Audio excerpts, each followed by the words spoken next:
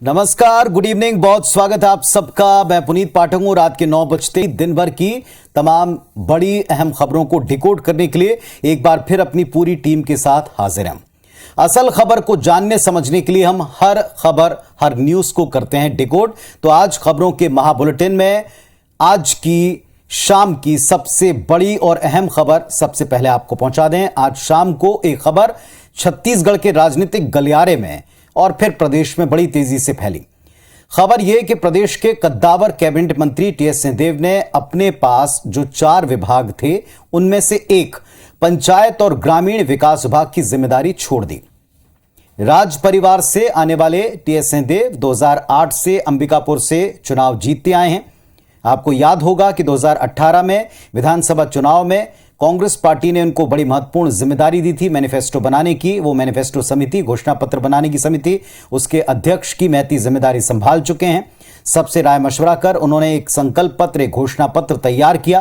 कांग्रेस सरकार बनने के बाद सिंहदेव ने 17 दिसंबर 2018 को पंचायत और ग्रामीण विकास विभाग का कार्यभार संभाला था और उनके पास जो 4 विभाग थे इनमें से एक विभाग, पंचायत विभाग की जिम्मेदारी उन्होंने छोड़ी और इस बाबत एक पत्र भी लिखा है।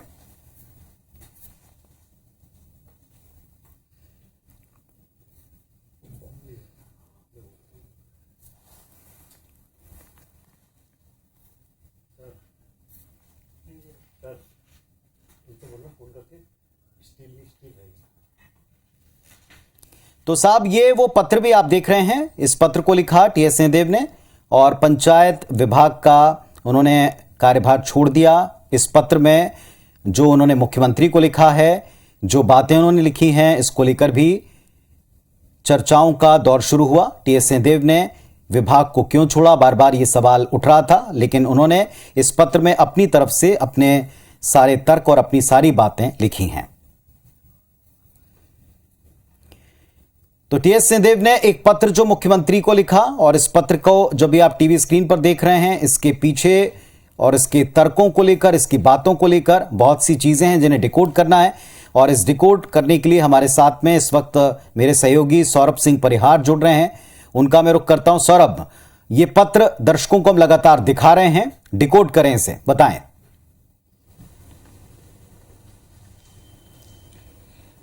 बिल्कुल, देखिए, सबसे पहले तो यही है कि काफी दिनों से ये चर्चा चल रही थी कि टीएस सिंहदेव जो है या तो मंत्री पद से इस्तीफा दे सकते हैं या तो कोई अपने एक विभाग को छोड़ सकते हैं। और आज यही देखने को मिला।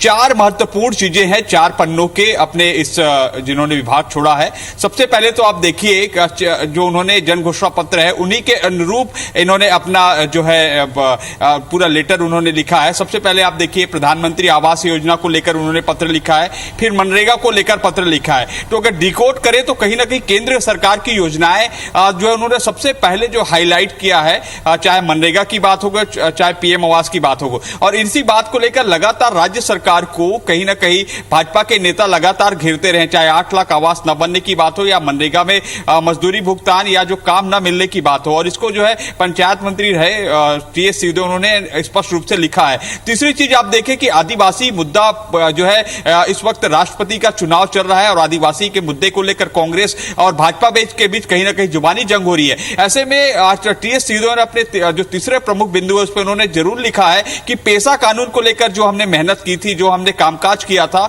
लेकिन जब कैबिनेट में आता है तो जल जंगल और जो वहां की जमीन है उसको छोड़ दिया जाता है, कुछ प्रारूप जो है बदल दिए जाते हैं। तो आप देखें कि डिकोड में आप लाइन से देखें कि पीएम आवास और मनरेगा ये केंद्र के हो गए। राष्ट्रपति का चुनाव हो रहा है तो राष्ट्रपति का जो मुद्दा, जो आदिवासियों से जुड़ा मुद्दा है, पीएम आवास वो आता है। चौथा महत्वपूर्ण एक मुद्दा आता है कि जो समिति बनाई जाती है जो मुख्यमंत्री समग्र विकास योजना के लिए, उसमें लगभग 500 करोड़ रुपए से के ज्यादा जो विकास कार्य के लिए सुझाव या आवेदन आए थे, उस पर कार्य नहीं हो पाता। और मुख्यमंत्री के जो द्वारा बनाए गए कमेटी है मुख्य सचिव के निर्धारण में, वो कमेटी जो है मंत्री के बाद अनुमोदन के बाद अंतिम जो है निर्णय लेते हैं। तो कहीं ना कहीं इससे स्वास्थ्य मंत्री टीएस सिंहदेव को लगा कि इसके कारण जो है उनकी जो एक लोकप्रियता है या जो एक मंत्री के तौर पर वो डिसीजन ले सकते हैं वो नहीं ले पा रहे हैं। तो बड़ा सवाल अब इस पे ये है कि क्या मंत्री टीएस सिंहदेव केवल पंचायत विभाग से जो अपने 4 प्रमुख चीजें लिखे हैं 4 पेज में,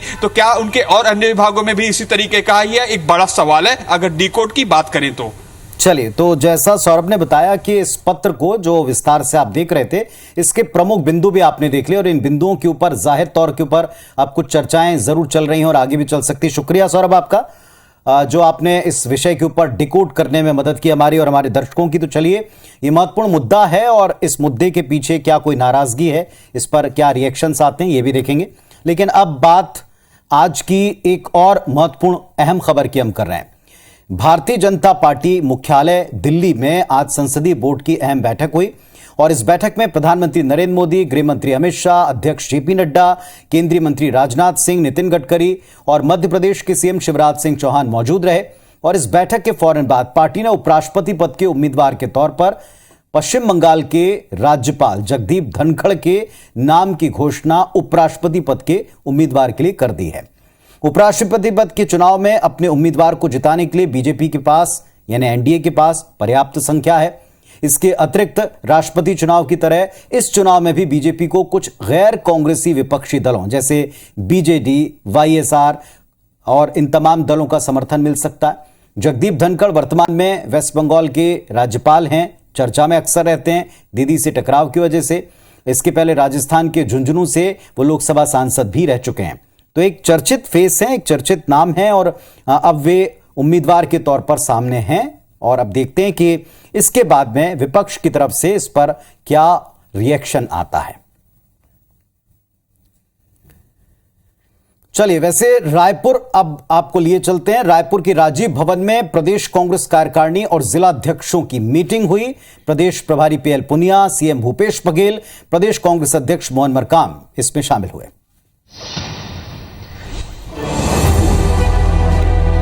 आज राजधानी रायपुर में कांग्रेस की अहम बैठक हुई। बैठक में कांग्रेस पार्टी की आगामी कार्ययोजना को लेकर चर्चा हुई। 21 जुलाई को ईडी सोनिया गांधी से पूछताछ करेगी। इसके विरोध में प्रदेश ईडी मुख्यालय के सामने कांग्रेस प्रदर्शन करेगी और 22 जुलाई को जिला स्तर पर प्रदर्शन होगा।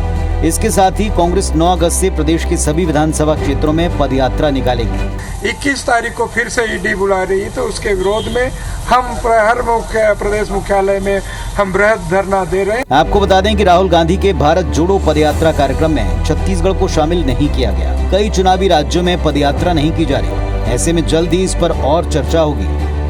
प्रदेश अध्यक्ष जी ने भी पहले लिख के भेजा था और उस मीटिंग में भी अपने दावेदारी ठोके कि छत्तीसगढ़ को भी सम्मिलित उसमें किया जाना चाहिए। कुल मिलाकर कांग्रेस अब सड़क पर उतरने वाली है। 2023 के विधानसभा और 2024 के लोकसभा चुनाव में इसका कितना लाभ होगा, ये देखना होगा। तो साहब, इस बैठक का लबोलबाब ये कि अब कांग्रेस पार्टी ईडी पूछताछ के बहाने फिर से प्रदर्शन की राह पकड़ेगी, सड़क पर उतरेगी। ये भी कह सकते हैं कि राहुल के बाद सोनिया गांधी की पूछताछ को कांग्रेस एक देशव्यापी आंदोलन और मुद्दा बनाना चाहती है। क्यों, इस बात को डिकोड करते हैं। साल 2024 में देश के चुनाव है, लोकसभा चुनाव, और ऐसे में कांग्रेस को पूरे देश में खुद को एक्टिव दिखाना है। कांग्रेस चाहती है कि वो जनता के सामने खुद को एक तरह से पीड़ित सिद्ध करे, मतलब ये एक विक्टिम कार्ड के तौर पर, ऐसा उन पर आरोप लगता है, वो भी खेलना चाहती है, ऐसा उन पर आरोप है। कांग्रेस जनता को यह विश्वास दिलाना चाहती है कि मोदी सरकार उनके नेताओं को जबरन परेशान कर रही है केंद्रीय एजेंसियों का इस्तेमाल करते हुए। पहले तोता कहा जाता था और अब इसे बाज की संज्ञा कांग्रेस पार्टी ने दी है। तो देखना होगा कि जनता पर कांग्रेस के इस प्रदर्शन का जो यात्राएं हैं, चाहे वो पदयात्रा के तौर पर हो, इसमें रणनीति का क्या असर रहता है। अब मध्य प्रदेश पर आते हैं। मध्य प्रदेश में आप सबको पता है नगरीय निकाय चुनाव में वोटिंग हो चुकी, काउंटिंग की बारी है। पहले चरण की वोटिंग के नतीजे रविवार को आने वाले हैं, कल आने वाले। पहले चरण के चुनाव में 11 नगर निगम शामिल हैं और काउंटिंग को लेकर सारी तैयारी पूरी है। भोपाल, इंदौर, जबलपुर, ग्वालियर, उज्जैन समेत 11 नगर निगम, 36 नगर पालिकाएं और 86 नगर परिषदों में 6 जुलाई को वोटिंग हुई थी और रविवार को इनके नतीजे घोषित होंगे। ग्वालियर में मतगणना के लिए फाइनल रिहर्सल की गई। 66 वार्ड में जो है हमारे 6 ARO हैं 11-11 वार्ड का एक ARO है और आज जो है उनकी पूरी टीम के द्वारा जो है काउंटिंग की रिहर्सल करवाई जा रही है। इंदौर में कांग्रेस की देखा-देखी बीजेपी ने भी मतगणना के लिए अपने कार्यकर्ताओं को ट्रेनिंग दी। भारतीय जनता पार्टी का किया हुआ विकास और आने वाले विकास का मॉडल, ये हमारी जीत का आधार है। दूसरी तरफ मतगणना पर नजर रखने के लिए कमलनाथ ने एक हेलीकॉप्टर रिजर्व रखा है, साथ ही निकायों में दिग्गजों की तैनाती भी की है। 11 नगर निगम की मतगणना है, उसको लेकर भी कमलनाथ जी ने विशेष प्रबंध किए। कमलनाथ जी का हेलीकॉप्टर तैयार रहेगा। वहीं कांग्रेस के दिग्गजों की तैनाती पर बीजेपी ने तंज कसा है। काउंटिंग के लिए नेताओं को तय कर दिया है, कितना बेहुदापन है। कुल मिलाकर नतीजों के पहले सभी सियासी दलों और प्रत्याशियों के दिल की धड़कनें तेज हो चुकी हैं। तो निकाय चुनाव के नतीजे पर पूरे प्रदेश की नजरें हैं, आपकी भी हैं, हमारी भी हैं। कमलनाथ ने उड़न खटोले का इंतजाम किया है, कांग्रेस पार्टी ने पूरी तैयारी की। तो आखिर कांग्रेसी खेमे ने इतनी तैयारी क्यों कर रखी, जरा इस बात को भी डिकोड कर लें। पहली बात तो जो साफ साफ नजर आती है वो ये है साहब कि कांग्रेस चाहती है कि किसी भी तरीके की धांधली ऐन वक्त के ऊपर उनकी मेहनत को बर्बाद ना कर दे। कांग्रेस चाहती है कि 2023 के चुनाव से पहले ज्यादा से ज्यादा निकायों पर उसका कब्जा हो। कांग्रेस को यह बात अच्छी तरह पता है कि निकाय चुनाव के नतीजे अगले विधानसभा चुनाव का बेस बनेंगे, मूड बताएंगे, और इसीलिए कांग्रेस कोई भी कसर छोड़ना नहीं चाहती। और ऐसे में शुरुआती दौर में यानी वोटिंग के दौर में उन्होंने ये कहा कि प्रशासनिक मशीनरी का दुरुपयोग किया, तो अब वो ये जताना चाहते हैं कि हम इससे भी डटकर मुकाबला करने के लिए तैयार हैं। वैसे मध्य प्रदेश में रिजल्ट आए, इसके बीच कांग्रेस बीजेपी ने जबरदस्त दावे किए अपनी जीत के, यहां तक कि क्लीन स्वीप तक का दावा किया है। मध्य प्रदेश में बीजेपी ने पंचायत चुनाव में बड़ी जीत का दावा किया है। बीजेपी प्रदेश अध्यक्ष वीडी शर्मा ने प्रेस कॉन्फ्रेंस में कहा कि 52 जिला पंचायतों में से 44 जिलों में बीजेपी समर्थित प्रत्याशियों को बहुमत मिला है। 8 जिलों में बीजेपी जिला पंचायत अध्यक्ष बनाने की कोशिश में है। सिर्फ 3 जिले ऐसे हैं जहां बीजेपी को अपना अध्यक्ष बनाने में कठिनाई हो रही। वीडी शर्मा का दावा है कि 233 जनपदों में बीजेपी की जीत हुई है। 22,000 सरपंचों में से बीजेपी समर्थित 19,000 सरपंचों की जीत का भी दावा है। और 44 जिलों में भारतीय जनता पार्टी ऐतिहासिक बहुमत के साथ हम अपना बोर्ड जिला पंचायत में बनाएंगे और साथ में जो 8 हैं उनमें भी हमारे प्रयास हैं। वहीं कांग्रेस ने आज भोपाल में प्रेस कॉन्फ्रेंस कर प्रदेश भर के कलेक्टर और एसपी को सरकार के दबाव में काम करने का आरोप लगाया। साथ ही पंचायत चुनाव में कांग्रेस पार्टी की जीत का दावा किया। जो 875 पूरी की पूरी जिला पंचायत मध्य प्रदेश के अंदर है, इसमें 386 जिला पंचायत मध्य प्रदेश के अंदर कांग्रेस पार्टी जीतती है। वैसे पंचायत के चुनाव पार्टी सिंबल पर नहीं लड़े जाते, लेकिन अपने अपने समर्थकों की जीत का दावा दोनों पक्षों से हो रहा है। तो निकाय के नतीजे कुछ घंटे में आ जाएंगे। पंचायत चुनाव के नतीजों को लेकर दोनों पक्षों के अपने अपने दावे हैं। पंचायत चुनाव की जीत के दावे दोनों पक्षों से आपने सुन लिए हैं। अब वक्त है पंचायत चुनाव के नतीजों के मायनों को समझने का, डिकोड करने का। पंचायत चुनाव दरअसल व्यक्तिगत स्तर पर लड़ने वाले स्थानीय चुनाव हैं। इसमें पार्टी का सिंबल नहीं होता, उनका किसी चिन्ह के ऊपर चुनाव नहीं होता। हां, यह जरूर होता है कि जीता हुआ पंचायत प्रतिनिधि किसी एक पार्टी से जुड़ा हुआ समर्थित हो, लेकिन ऐसे जनप्रतिनिधि वक्त आने पर अपनी साइड को, वफादारी को बदल भी लेते हैं। और ऐसे में कांग्रेस बीजेपी का यह कहना कि उनके ज्यादा समर्थकों की जीत हुई है, इस बात को फिलहाल तो केवल एक बात माना जाएगा। बाद में जाकर किसके क्या नतीजे या किसके किस तरह के असर रहते हैं जमीन पर, यह देखा जाएगा। चलिए अब आते हैं एक और चुनाव पर जो देश में सर्वाधिक चर्चा में है, और वो है राष्ट्रपति पद का चुनाव। एनडीए के राष्ट्रपति पद की उम्मीदवार द्रौपदी मुर्मू के छत्तीसगढ़ के दौरा कर लेने के बाद अब बीजेपी के नेता कांग्रेसी विधायकों के पास जाकर उनके लिए समर्थन मांग रहे हैं। एक अभियान छेड़ा है। ये तस्वीरें बीजेपी के उस अभियान के आगाज की हैं जिसमें वो राष्ट्रपति पद की उम्मीदवार द्रौपदी मुर्मू के पक्ष में समर्थन जुटाने की कोशिश कर रही है। रायपुर भाजपा जिलाध्यक्ष श्रीचंद सुंदरानी ने रायपुर ग्रामीण विधायक सत्यनारायण शर्मा से मुलाकात कर द्रौपदी मुर्मू के लिए समर्थन मांगा है।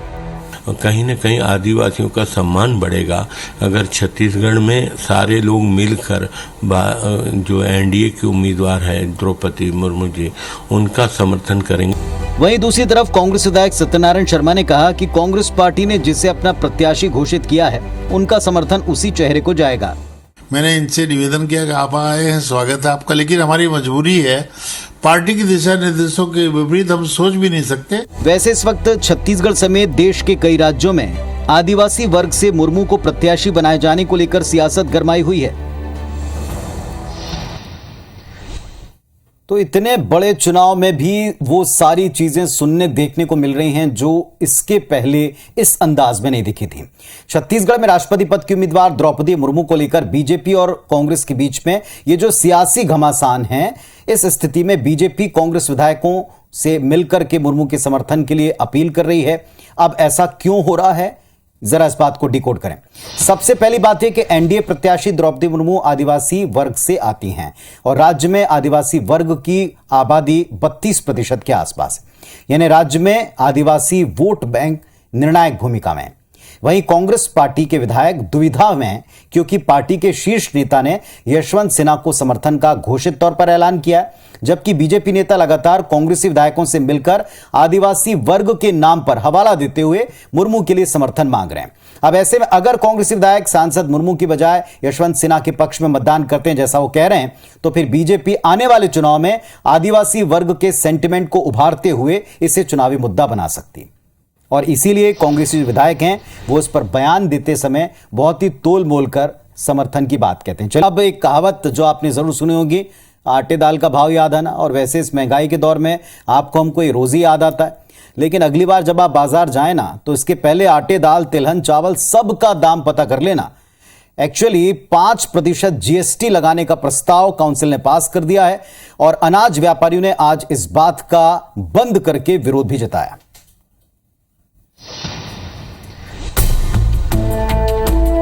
आटे, दाल, तिलहन, चावल, मखाने समेत अन्य अनाज पर 5% जीएसटी लगाने को लेकर व्यापारियों ने प्रदेश के अलग अलग इलाकों में बाजार बंद कर विरोध जताया। ग्वालियर में व्यापारियों ने दाल बाजार बंद करके अपना विरोध प्रकट किया।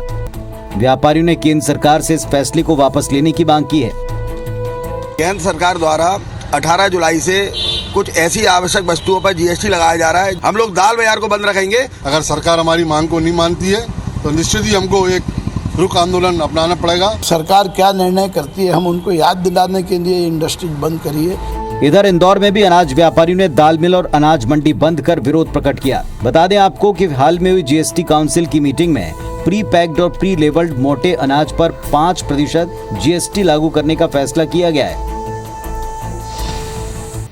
तो साहब, जीएसटी काउंसिल के फैसले के विरोध में प्रदर्शन की शुरुआत हो चुकी है। व्यापारी मंडियों को बंद करके विरोध कर रहे हैं। चलिए अब जरा इस विरोध की वजह को भी समझ लें, डिकोड कर लें। पहले से व्यापारी वर्ग जीएसटी का विरोध करता आया है और ऐसे में अब जो अनाज जिसको पहले कहा था कि इसको दायरे से बाहर रखा जाएगा, इस पर 5% जीएसटी लगने की बात सामने आई। व्यापारियों की दिक्कत इससे बढ़ सकती है, बढ़ने वाली। वहीं विपक्ष भी जीएसटी को सियासी मुद्दा बना रहा है। बाजार के जानकार भी व्यापारियों के लिए इसे एक नया चैलेंज करार देते हैं, स्वीकार देते हैं। चलिए अब कुल मिलाकर इसका असर क्या वाकई एक व्यापक विरोध के तौर पर दिखेगा, यह देखना पड़ेगा। लेकिन फिलहाल इतना तय कि अगर ये लागू हुआ तो ग्राहकों को, यानी आपको, हमको और फिर बाजार में व्यापारियों को इसकी दिक्कत उठानी पड़ेगी, बोझ उठाना पड़ेगा। चलिए अब बात एक ऐसी खबर की जो बहुत चिंताजनक है। बिहार के पटना में आईबी ने बड़े आतंकी संगठन और उसके साथियों का भंडाफोड़ किया। मिशन इंडिया 2047 यानी 2047, इस मामले में पुलिस दानिश नाम की आरोपी को गिरफ्तार कर चुकी है और बड़े खुलासे हुए।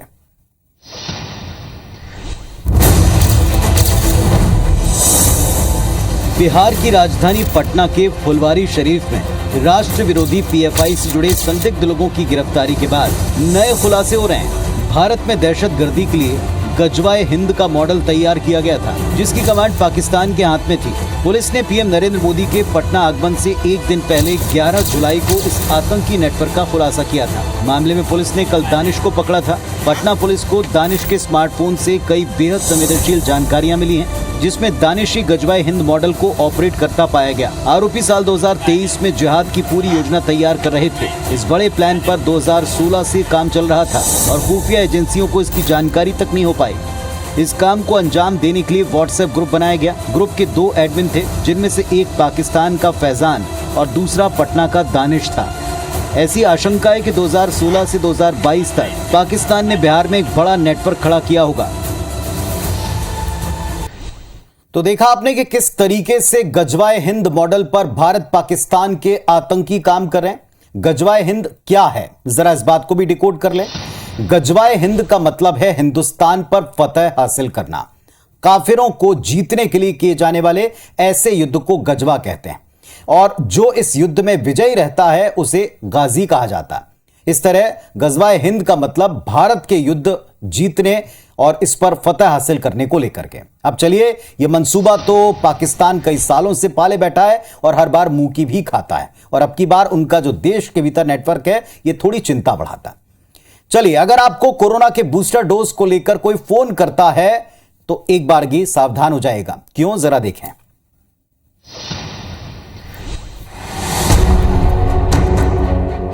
सावधान हो जाएं, क्योंकि आपकी एक गलती आपको कंगाल करने के लिए काफी है। हम ऐसा क्यों कह रहे हैं ये आप इस मैसेज को देखकर समझ जाएंगे। तो ये मैसेज देखकर आप समझ ही गए होंगे कि हम ऐसा क्यों कह रहे हैं। साइबर ठगों के कई किस्से आपने सुने होंगे, लेकिन शायद ही कभी आपने सोचा होगा कि कोई इन तरीकों का भी इस्तेमाल कर सकता है। एक तरफ सरकार देश में बढ़ते कोविड संक्रमण की रोकथाम के लिए फ्री बूस्टर वैक्सीनेशन करवा रही है, तो दूसरी तरफ साइबर ठगों ने बूस्टर डोज के नाम पर ठगी का नया तरीका इजाद किया है।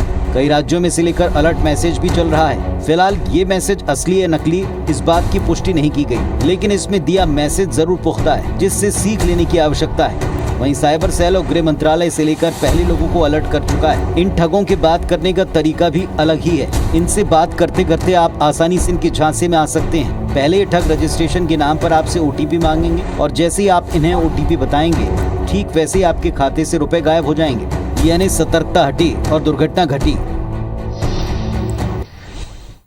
तो साहब, वैक्सीन लगवाना जरूरी है, उसका बूस्टर डोज लगवाना जरूरी है, लेकिन इसके लिए जो गवर्नमेंट के मैसेजेस हैं उनको आप देखें, समझें और किसी भी तरीके से कोई भी ओटीपी किसी बाहर वाले व्यक्ति को देने से पहले 100 बार सोचें। चलिए, फिलहाल आज के लिए न्यूज डिकोड में इतना ही। अब न्यूज डिकोड में आपसे मुलाकात होगी सोमवार को रात 8:55 पर। इस वीकेंड पर अपने परिवार का अच्छे से ख्याल रखें और सुरक्षा के साथ एंजॉय करें। नमस्कार, शुभ रात्रि।